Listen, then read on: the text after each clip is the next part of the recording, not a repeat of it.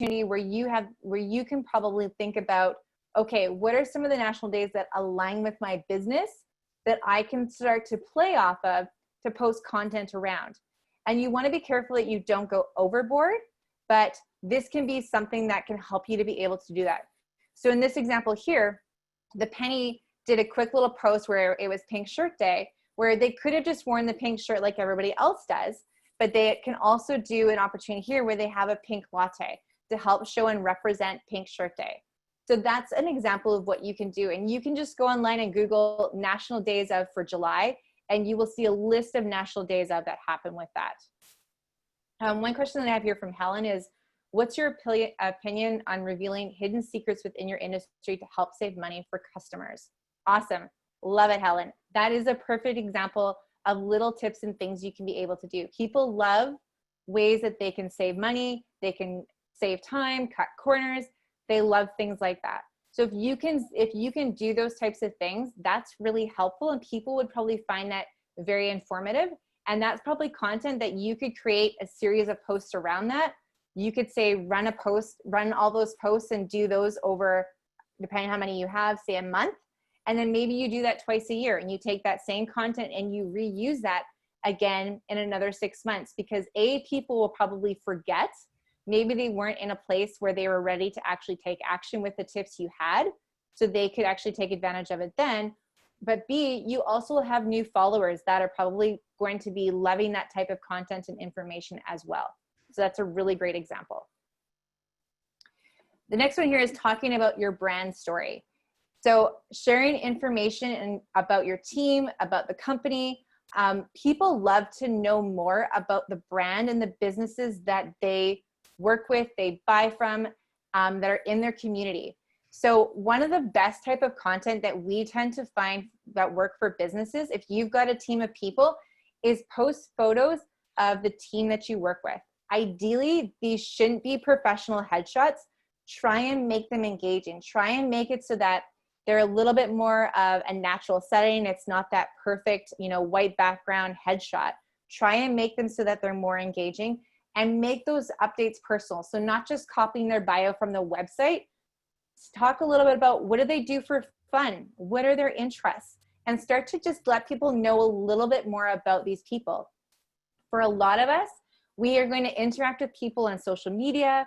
You might talk to a business on the phone, but you might never meet everybody face to face.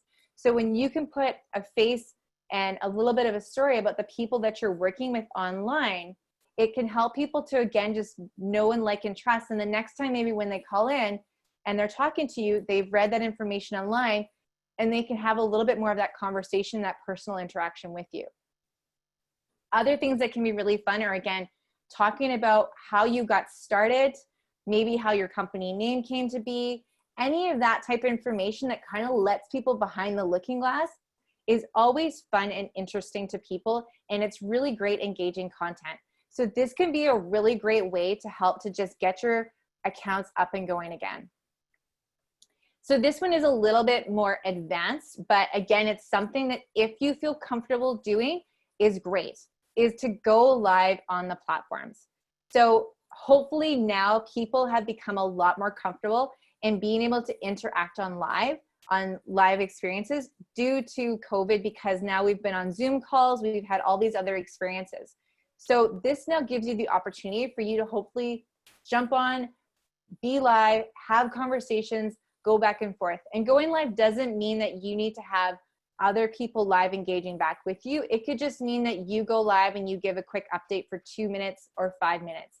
But going live is one of the best types of content that you can create to help get your message out on any platform.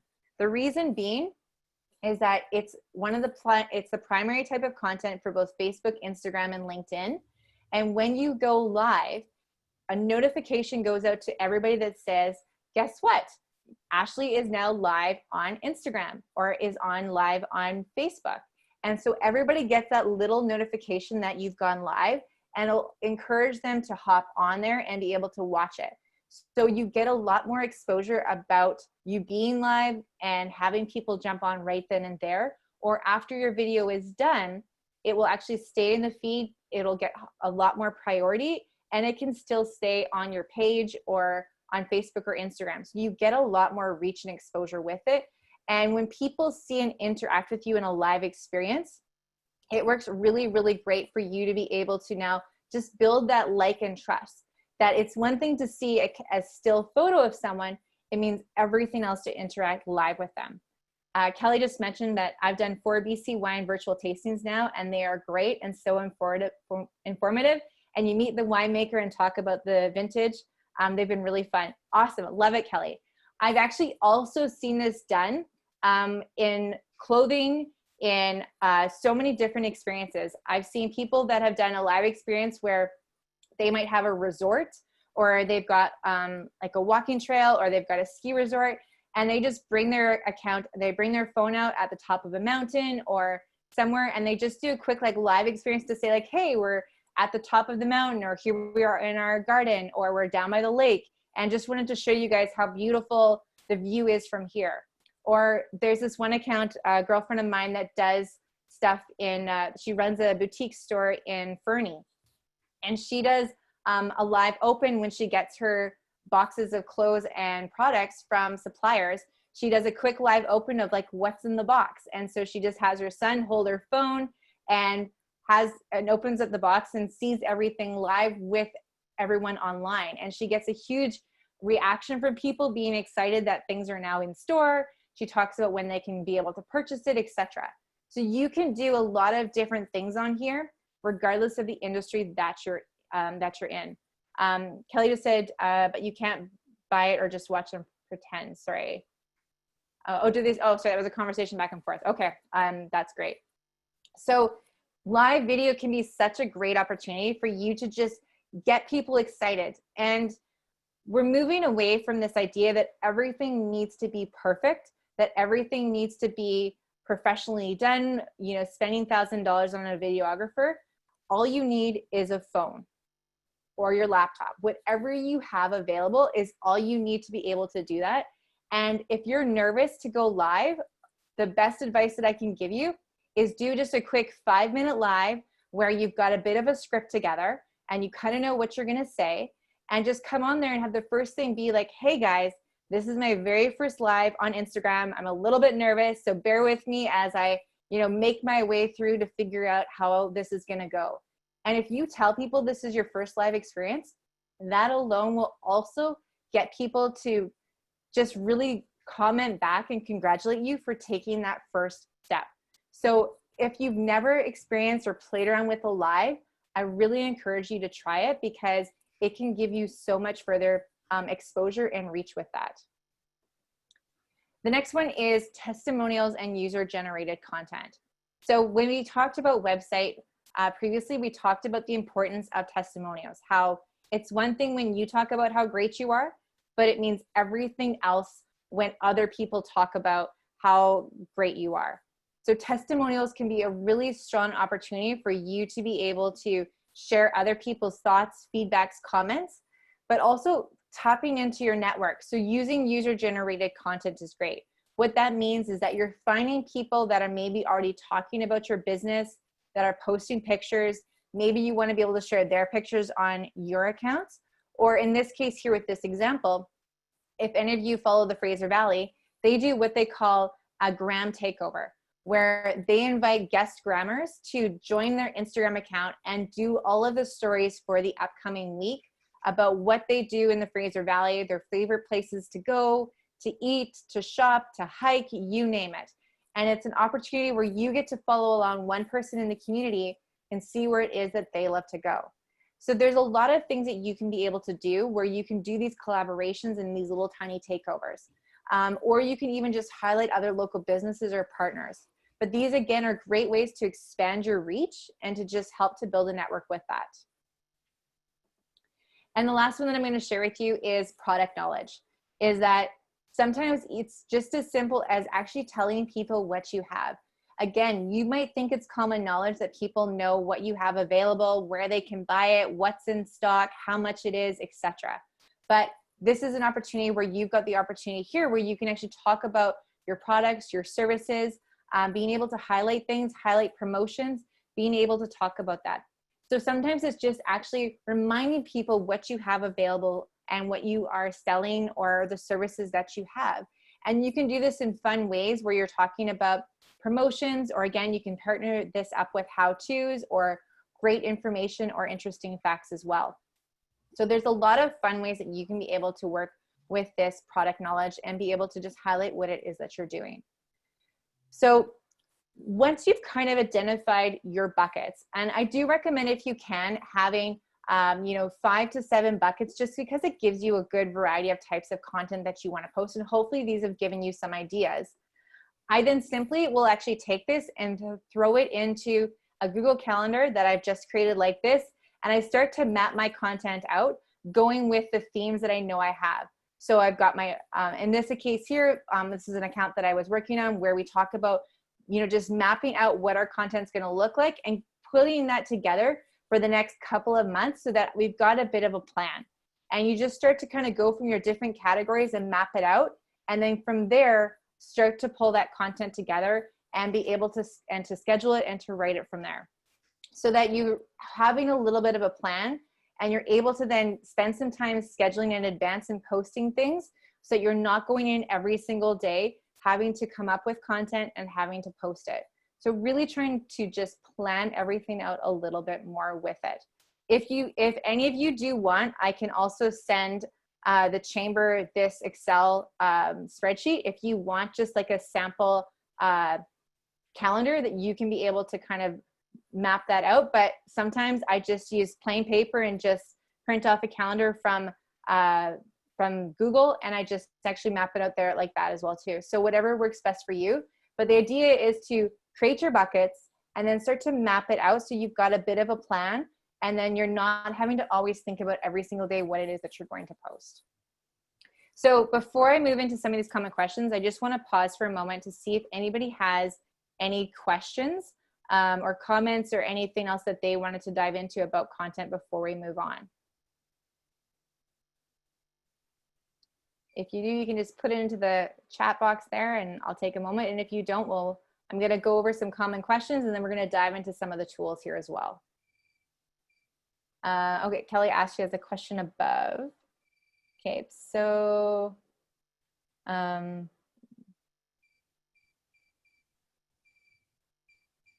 I'm not sure. Okay, so Kelly, so no, I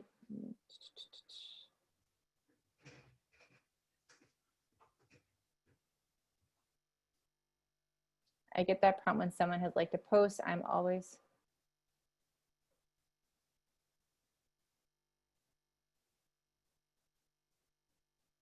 So I'm not sure, I think Kelly, so I think it's just saying that if you invite the person to the page, that if you can send the invite to them. So yes, so what you can do, Kelly, is that if somebody has liked a post on your Facebook page, when you go to a post and you'll see that, okay, you've got say 10 comments or sorry, 10 likes on a post. When you click on that number 10, it'll open it up and it'll show you all of the people. And then on that right-hand side, it's going to show you liked page, invite, and then you'll see the like page. So anyone that has liked that piece of content but doesn't like your page, you'll see that invite. Yes, I actually use it as one of my strategies to go in and to invite people, because sometimes they aren't actually aware that they don't like the page. The other thing too that sometimes happens is that due to the privacy settings, sometimes you'll see that invite button, that person already likes the page, but because their privacy settings are set so high, you'll see that invite button, but they've actually already liked it because they don't want anybody to know who they're following or who they're liking as an individual person. So I always go through and do it. Facebook's only going to allow you to hit that invite once, so you're not going to be spamming people. You hit it once and you're never going to be asked to do it again. And it's just a nice way, it's a free way to get new followers, to get new people to like your account and be able to do that. So yes, I use it as one of my strategies, is to go through bigger posts and be able to do that, especially if it's got a lot of engagement, it's been shared a lot. I definitely use it as one of my main strategies. Yes, great point there. Okay, so let's move on here then as well too to I just wanted to talk about some of the common questions that we get asked when we're talking about creating a social media strategy.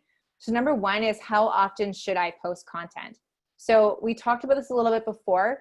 It's about posting really good, valuable content. So don't be concerned about posting every single day. Be concerned about posting with purpose and creating great content. Now, saying that, that doesn't mean that you're only going to post like once a month or once a year.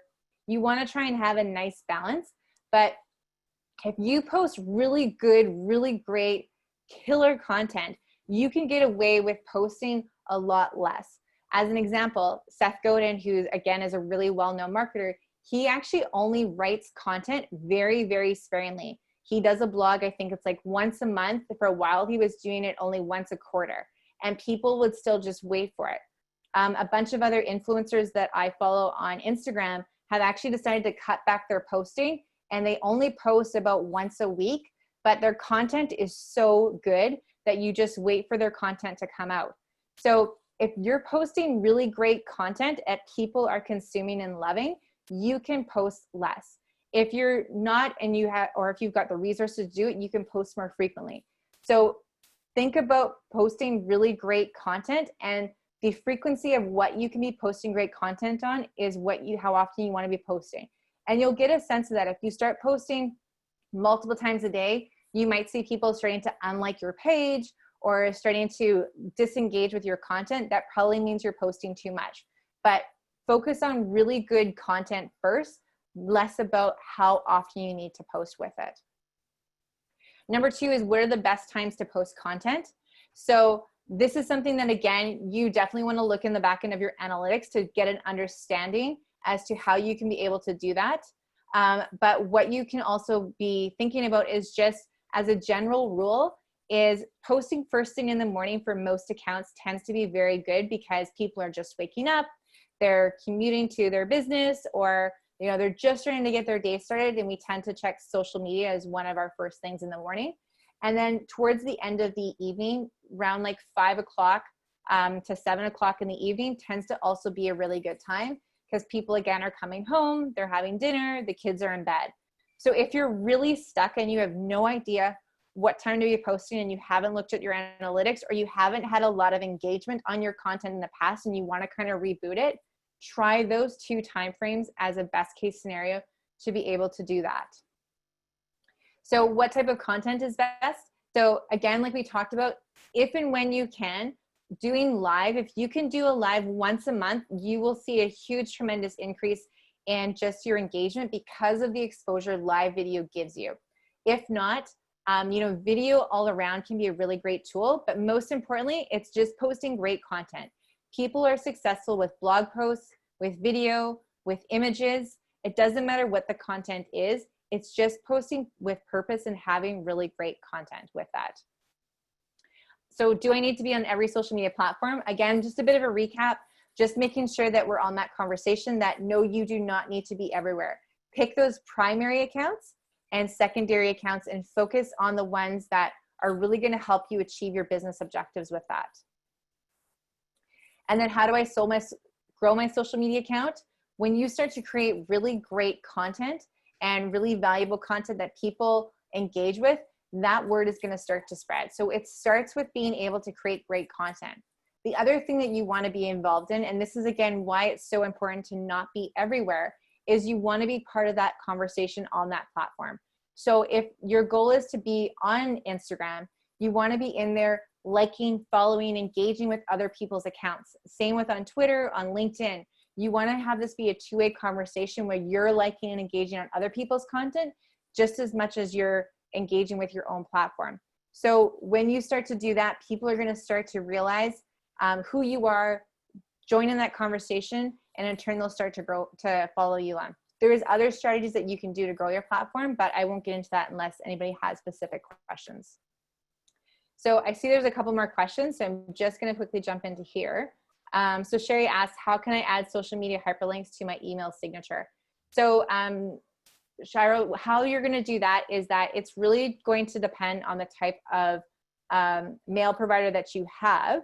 As a simple way for you to be able to do that, when you go into your signature, you're going to be able to, hopefully where you add in like your name, your address, you can be able to add in, say like an example, just like the name Facebook, highlight that, and then you should be able to go insert hyperlink, and then you'll add in that link to be able to do that way. If you want to, again, I can probably show you a better example at the end of it. It will depend on the type of mail provider you're using, just because some of them have a few different steps of how you're going to be able to do that.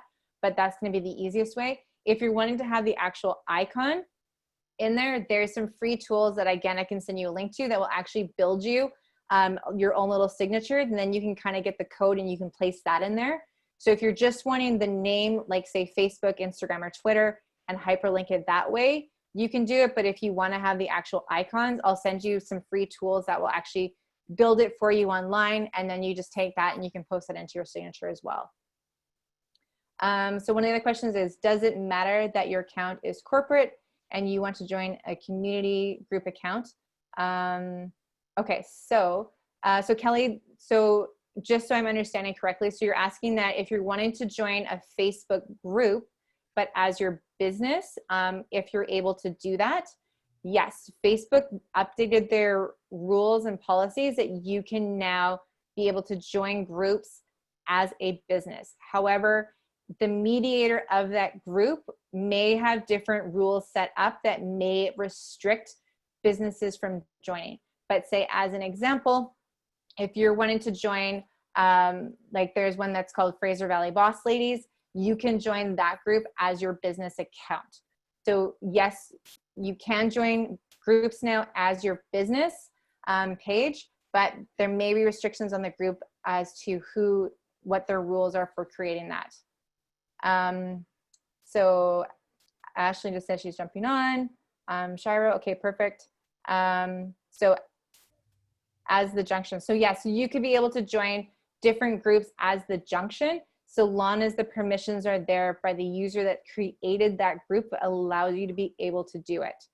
So there's certain settings that they have to have as the group organizer to allow to make sure, because they can restrict it to different types of people or asking different types of questions. So as long as the group organizer has allowed that, I think, if I'm not sure if I'm answering your question correctly. So if I'm not, feel free to ask it again, or after we're done these next couple of slides, we can just unmute too and have a conversation there. So we'll move on here as well too. So next, what I just like to do is just to share with you a couple of different tools that I find to be very helpful when it comes to managing and creating content and just organizing your social media. So hopefully you'll find these helpful as well too. Oops, I went too far.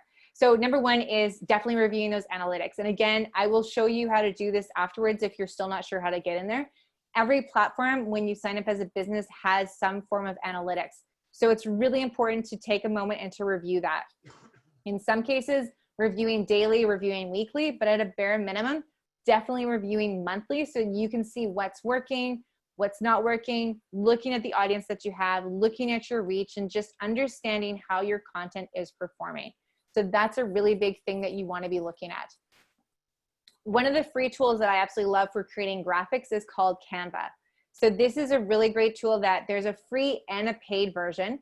The free version for a lot of you is probably all that you need. They've got great stock photography and they have a lot of great templates. So as you can see here, they've got templates for Twitter, for social media, for Instagram stories, for letterheads, banners, you name it.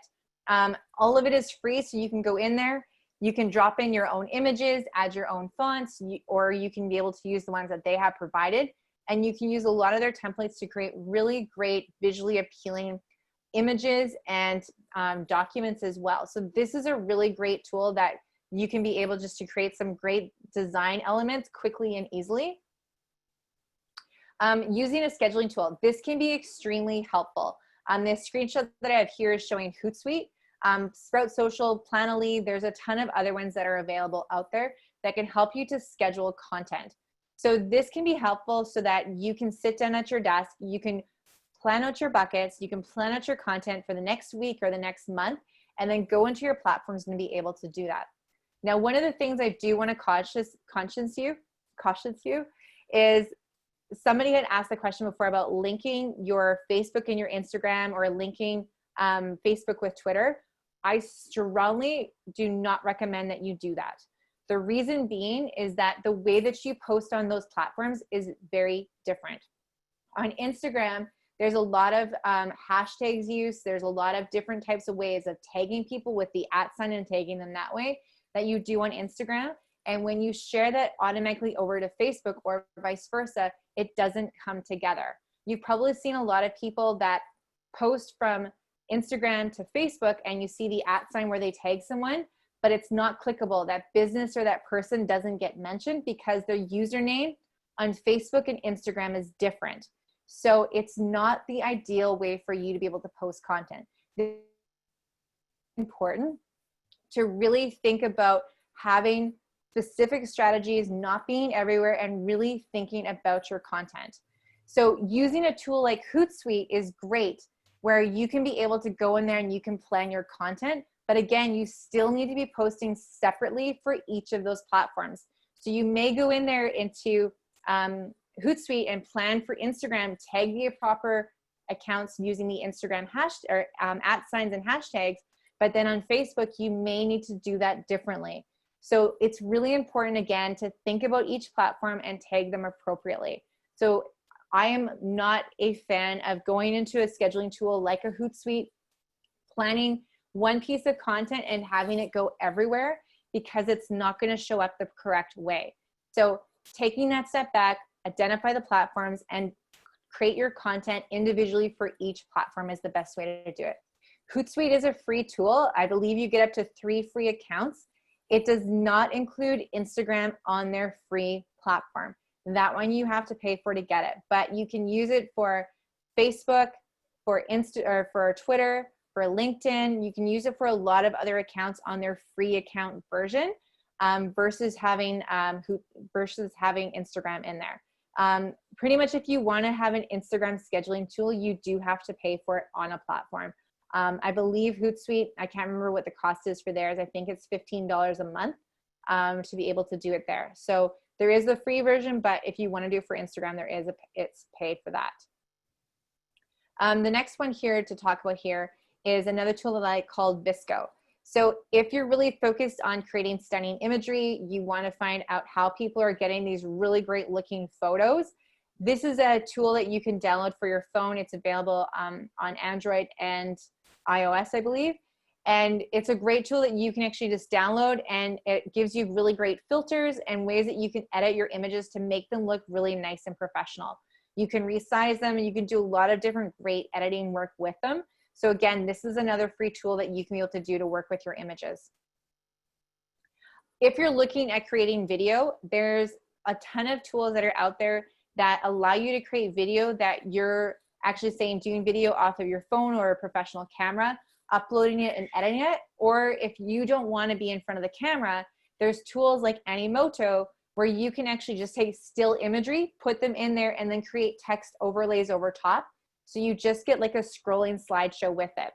So Animoto is a paid version for you to do that, where you get access to royalty images, royalty music, and a lot of other tools.